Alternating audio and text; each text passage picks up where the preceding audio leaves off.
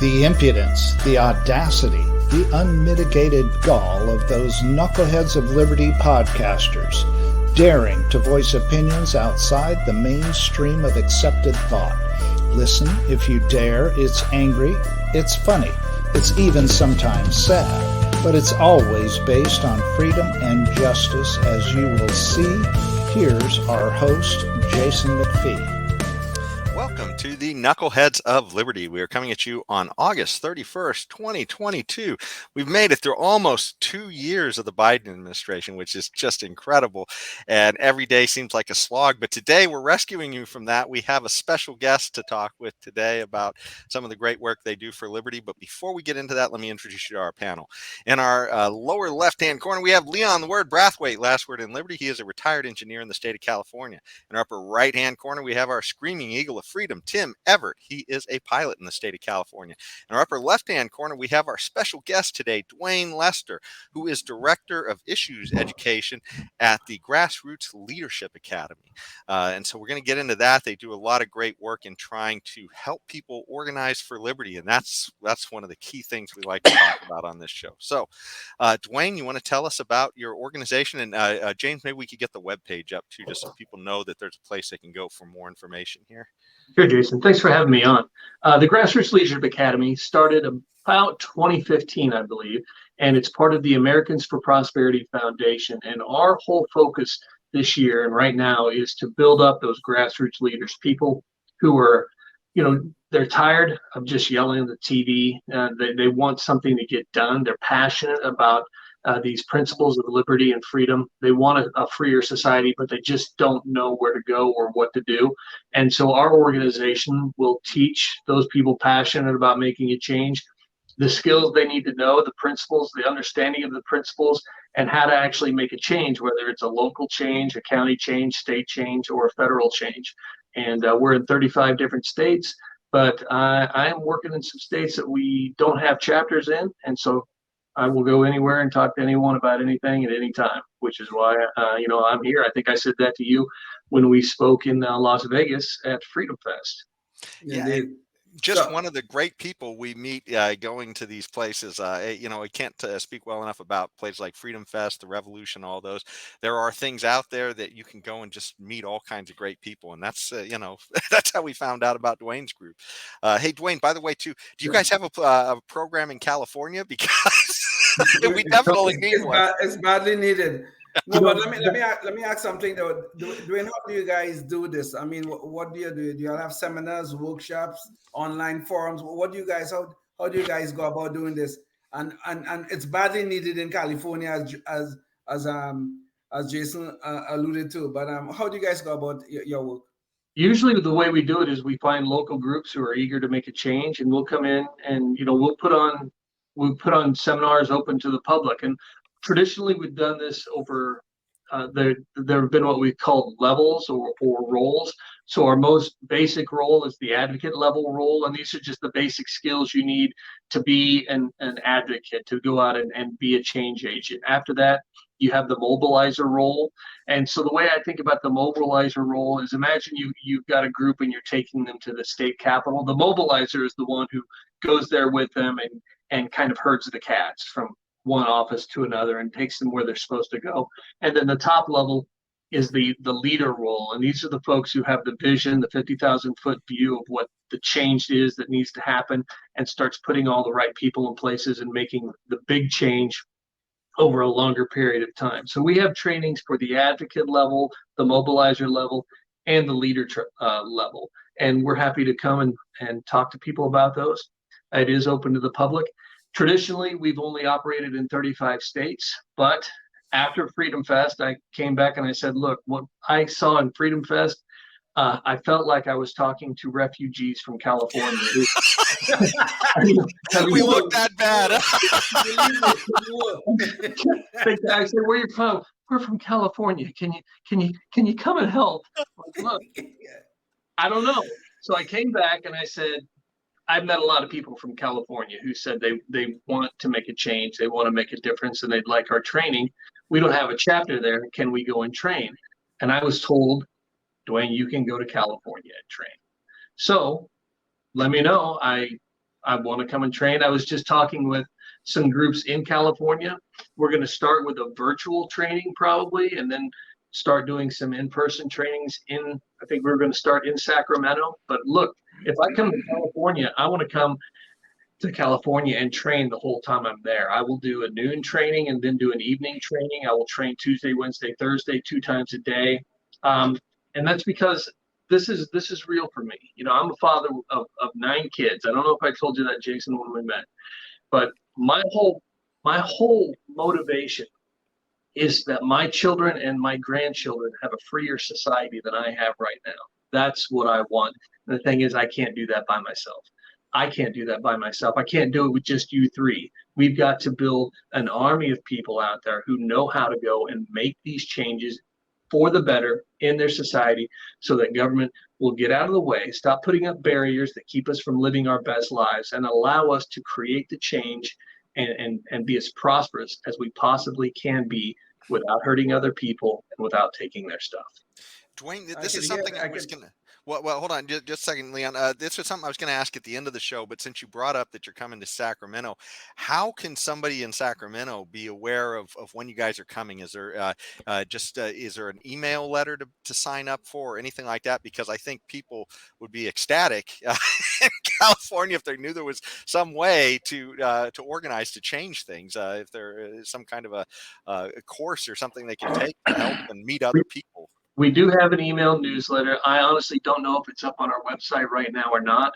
But listen, if you want to email me, I mean, my email is pretty simple. It's just dlester@afphq.org. I don't know if you'll have like liner notes or show liner notes. That shows my age, back when we used to buy, cassette tapes, and then we'd look inside and there were liner notes. If you got some show notes after this, you feel free to put my email in those show notes. People can email me, and when we start getting things sent up or set up, I'll let people know. Awesome. Indeed. Okay. Indeed. Duane, Wow. I mean, obviously, a lot of what we do in life comes back to politics. Do you guys get involved in political campaigns at all? So we have different. Think of it like this: GLA is a part of the Americans for Prosperity Foundation, which is a C3 organization. We are strictly educational. So what we do is we educate. Now there is another side, what we call our sister organization. They're a C4 organization. They're Americans for Prosperity, and they get involved in legislation and issues like that. And then we have, I believe, a C6, which is Americans for Prosperity Action. They get involved in elections. It's all very structured, and the IRS has set a lot of these things out to keep people, or keep the organization separate. So GLA as an entity does not get involved in elections. We simply exist to educate people on skills or issues. So for example, I could come and say, let me explain to you why cannabis reform is important. I can't come and say, let me explain to you why cannabis reform is important and why you should support this candidate and this legislation. Got you. Okay. So it's all based on principles. Our whole organization is based on a vision of a society of mutual benefit, of keeping government in its proper role, of limited coercion, of basically those principles of human progress that have allowed societies, the most prosperous societies, to grow like we've seen here. We have a respect for dignity. We want mutual benefit. We want openness of ideas and materials and resources and people. We want people to be able to self-actualize. We don't want this top-down bureaucracy telling people what they can and can't do. Government exists to keep people from harming not keep people from harming one another. Government exists to secure and defend the rights of the individual. That's what government should do. It should not tell people you have to buy from this person or you can't buy from this person. So that's our whole mission, our whole vision, is to allow people to live their best lives based on mutual benefit, openness, self-actualization, dignity. And there's another one I'm slipping. I'll have to go back and review these. But yeah, just the basic principles of human progress that have allowed societies to just be as prosperous as possible. Indeed. Duane, I have a question I usually try and ask almost every guest that we have, and it's because these principles you just mentioned, they're almost like foreign to so many people. It's not natural that they just learn this stuff through public education, essentially. So, how did you wake up to these principles? How did you sort of wake up to becoming an advocate for liberty? You mentioned that you had 9 kids and how important that is. Was that all it took, or what was that moment? Before he answers that question, we have to call him to question his sincerity when he's got 9 kids and his hair doesn't look as white as mine. I'm saying that this guy's got some hair coloring going on there. And, no, I travel for a living, Tim. I travel a lot. Okay, so you get out of the house.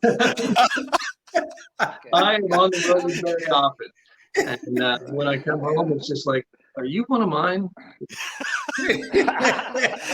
Now we know how you became an advocate. Once I lost my seat at the dinner table, I said, "I've got to go do something else."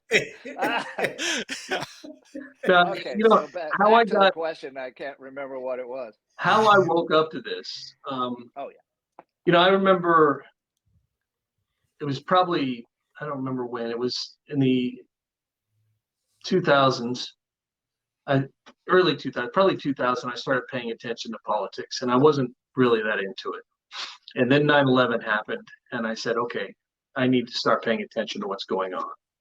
And my whole life I'd been taught to follow one party, and I started looking and said, I don't really agree with the principles that they espouse. I've always just had a problem with authority, and you can take that all the way back. Every principle I've ever had will agree with that statement. My parents would not argue with that. Most of my supervisors would not argue with that. And so I started looking at what was going on, and just bought full into that tribal party mentality. Okay, I am a part of this tribe right here. This is my party. They can do no wrong. And just full-throated team, raw. And then started paying attention. And I remember my wife was helping me a bit, and she's like, if they do this, then it's going to result in this. And I thought, okay, I hadn't thought of that. And what really woke me up, what shook me out of that team mentality was George Bush saying, I have to abandon free market principles to save the free market. Yes. And I said, wait, what? I remember that, yes. That doesn't make any sense at all. And so then that really shook me out of the party mentality, and I started really looking deeply at principles. And at the time I had a job, I was a nuclear security officer, which is the easiest job I ever learned to hate. I mean, basically, I was insurance. I walked around for 12 hours from box to box and read books all day, and it was the worst job. I mean, unfulfilling as a job you ever had. But what it did give me was an opportunity to read. And in 2006, I made a goal. I said, I wonder if I can read 100 books this year. So I set that goal of reading 100 books, and I completed that goal in early December, and then set another goal of never doing anything that stupid again. That was just ridiculous. That's debatable. That's debatable. But okay. I mean, I would get going, and I'd have a good run, and then I'd be like, I'm so tired of reading these things, and I'd go and read something bubblegum, like a Patricia Cornwell novel. I'd be like, I just got to get a book in, and I'd read that in like 2 days. But I remember I read Larry Elder's books, and they had a big impact on me. Read a lot. I remember I read Atlas Shrugged. That completely threw off my average. That book took me 2 weeks because I remember I'd read like 10 pages and be like, I have no idea what she just said. I have to go back. Yes. And it's dense in some places. Yes. It seemed like she was angry at the reader. It was like as I'm reading through Galt's soliloquy, I'm like, at this point, she's just mad that we haven't gotten it by now. She's gonna take that big book and hit you on the head. Got it by now. You're not gonna get it. So just take this. Here's 100 pages of one guy dialogue. but it was that year when I really started looking at principles and what mattered and how they were being applied. And yeah, it was a long process of discovery and realizing that principles are far more important than party politics or tribalism. Yes, indeed. Yes, indeed. Yeah. Well, and certainly that's stuff we just love to share with the readers, how somebody came to figure this stuff out, because it's not obvious a lot. I didn't figure it out till my 30s, and I know we all had a different journey. Leon was quite a lefty, I guess, when he first came here to this country. As I've said before, I was a socialistic Democrat when I came to America in 1977. Okay, yeah. But I think when my son was born, and just around the same time, I found Thomas Sowell, and it changed my life completely. Yeah, Thomas Sowell is one of those people that I've read, and I just can't get enough of. I was literally on my lunch hour yesterday watching Thomas Sowell talk about a conflict of vision, constrained versus unconstrained thinking. I've read that book. Yes. And The Conflict of Visions was one of those books I read in 2006. Fabulous book. And then, of course, you can't get enough of basic economics. So. Oh yeah, I also read that one too. Yes. Well, he's a good one for becoming humble about how intelligent you think you might happen to be. Just got to read one of his. Yes. Read a short paragraph.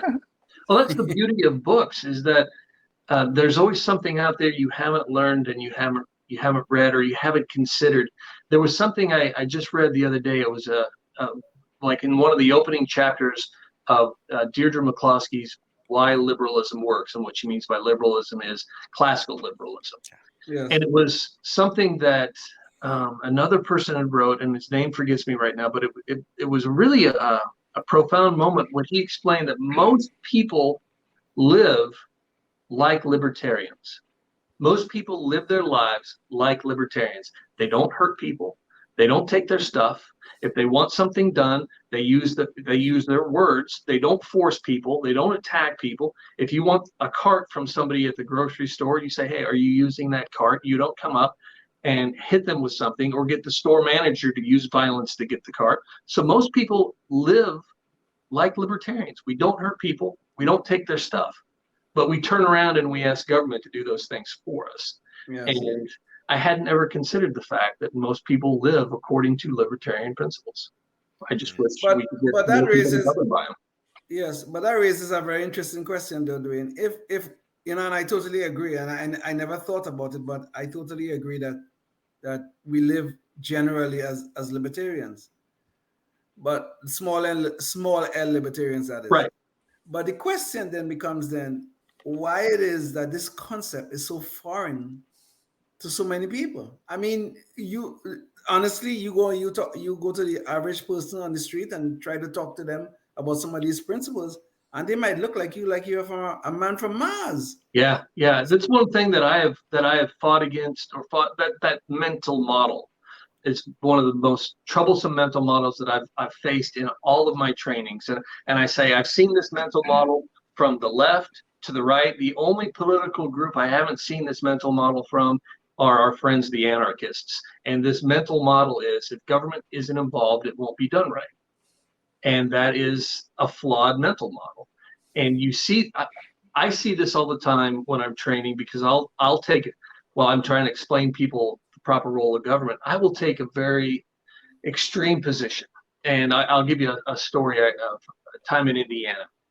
I was trying to explain the idea of the proper role of government, and give the idea that government doesn't have to do all these things. And so what I said was, let's do a thought experiment. Let's imagine that tomorrow the governor comes out and says, effective immediately, there's not one more red set going towards education in Indiana. Effective tomorrow, no more public schools, no more teachers, no more administration, no more public funding, no taxpayer dollars at all for education.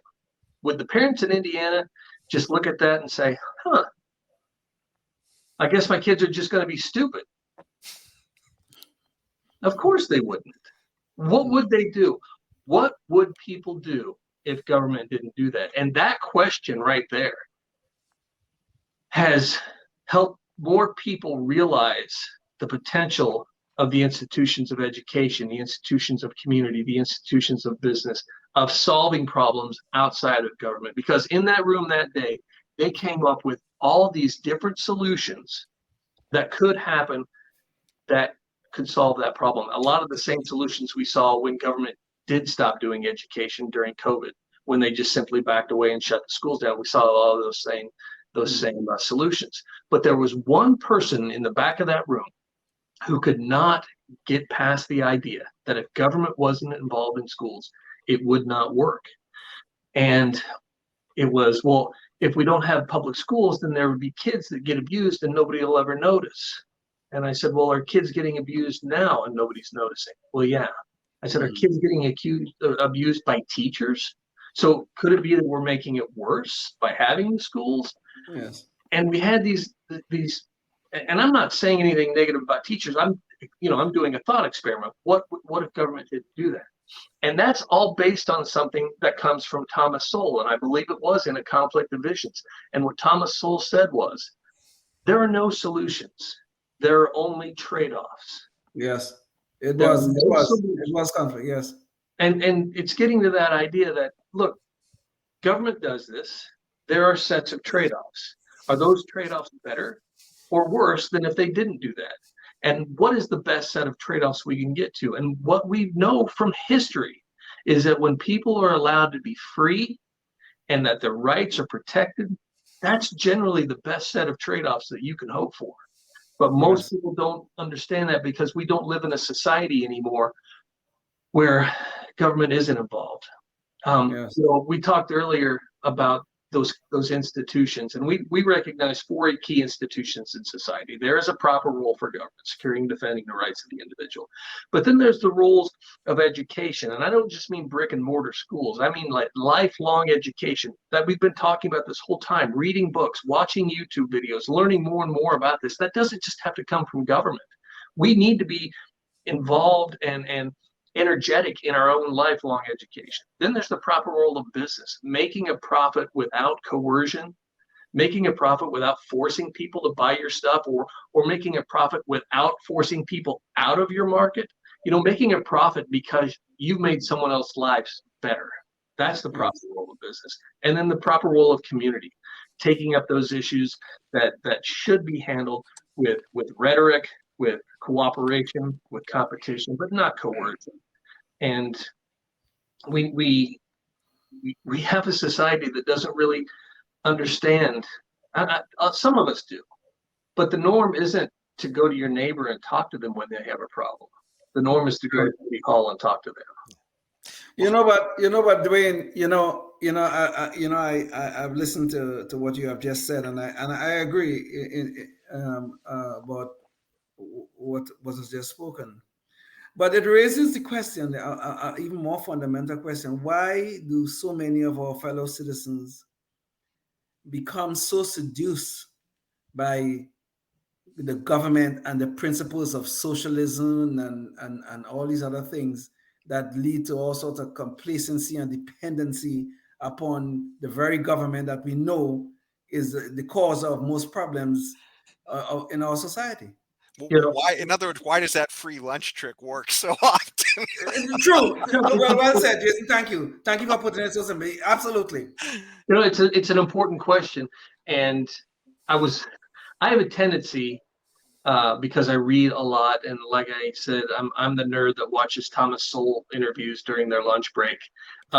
So I'm constantly quoting people, and someone said to me once, Duane, great people don't quote great people. And I was like, that's fine. I don't see myself as a great person, so I'm happy to quote Thomas Sowell anytime.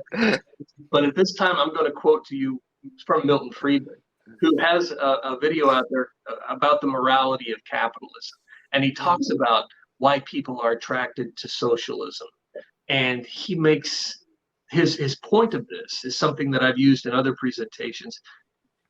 There's what socialism promises. There's what collectivism promises. There's that promise of utopia. If we just do this, it will solve all the problems. If we just do this, we'll have equality. If we just use this violence here, things will be better for everyone else. And there's that promise of what these policies will bring. But as we pointed out earlier, there are no solutions. There are only trade-offs. And so what we're talking about are different sets of trade-offs. It's more important to look at what a policy produces than what a policy promises. And if we can point that out to people, if we can help people understand that, that's when we make a change. And I want to emphasize, you don't go around and say, this is what it produces. They have to discover that for themselves. People won't lie people won't believe the facts that you give them, but they have a hard time arguing with themselves. So you have to abandon the free market to save the free market. No. No, I mean that's what you're saying, is that you promise these promises, save the free market, and your solution might be abandoning the free market to do it. So in other words, you've got this coercion that you're about to employ to achieve utopia goal A, and this is your excuse. I mean, because that's the question.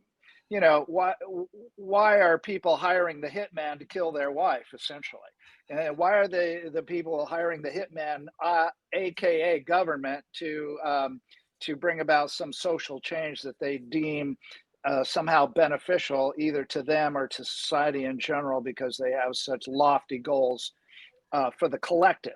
Well, Tim, we're getting really close to the end here, and I was wondering if Duane could share with us maybe a few successes and any important points if he wanted to work in an answer for you there too.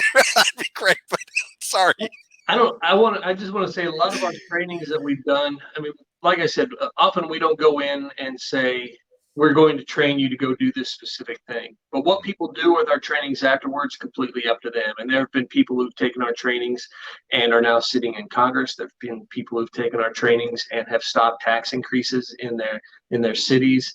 I know for a fact that one of our classes is responsible for the longest city council meeting in Missoula, Montana history. Kept them there until 2 or 3 in the morning. And that's fantastic. So if that's something folks are interested in California, let me know. I'm happy to come out there and train people to make a difference. Awesome. Well, we're definitely interested out here, and so we definitely are looking forward to offerings that you'll have in California, because as you can see, I mean, everything seems to spill out from California to the rest of the nation as far as these kind of anti-liberty type of proposals. So, any quick last thoughts or words for the audience, Duane? I'll leave you with this. I know things can at times seem a little bit overwhelming. I know that sometimes things can seem a little bit impossible, but an organized minority will defeat a disorganized majority every single time.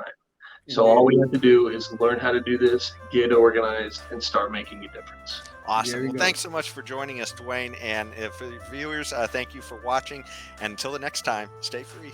Yes, indeed. Life, liberty, and the pursuit of happiness, always and forever.